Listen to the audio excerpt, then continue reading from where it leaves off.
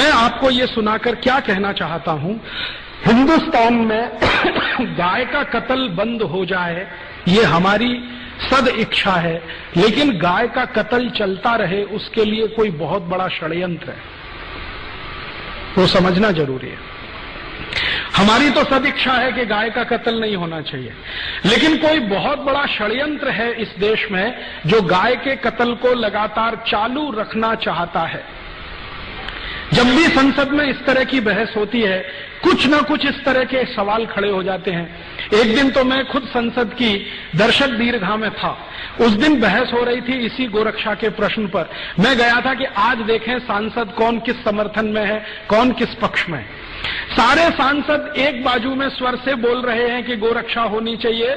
मुस्लिम सांसद जीएम बनात वाला ने कहा कि अगर बिल पास होता है तो पहला वोट मेरा, गोरक्षा के समर्थन में। उनके साथ दूसरे मुस्लिम सांसद खड़े हो गए, हमारी आपत्ति नहीं है, आप कानून बनाइए। अभी एक महिला खड़ी हो गई, उसका नाम है सुश्री ममता बनर्जी। उसने कहा गाय का मांस खाना मेरा मौलिक अधिकार है, उसका क्या होगा?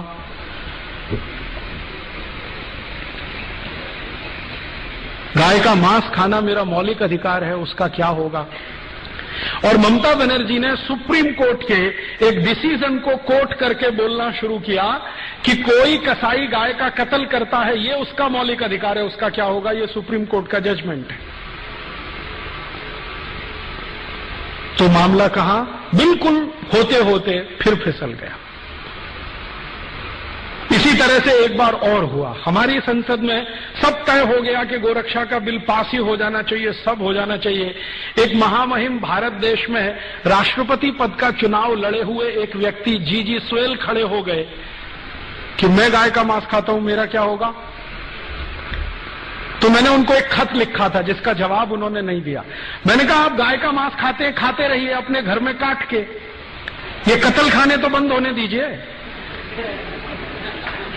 आपको गाय का मांस खाना है, आप अपने घर में कत्ल करिए, काटिए, उसे खाइए। आप में हिम्मत है तो अपने घर में गाय को काटिए, खाइए। आपकी बीवी बच्चे भी आपको देखें उसको काटते हुए, खाते हुए, पड़ोसी भी देखें आपको काटते हुए, काटते हुए, और अगली बार आप राष्ट्रपति पद का चुनाव लड़ें तो सबको पता तो चले कि ऐसा व्यक्ति इस देश में राष्ट्रपति बनना चाहता है।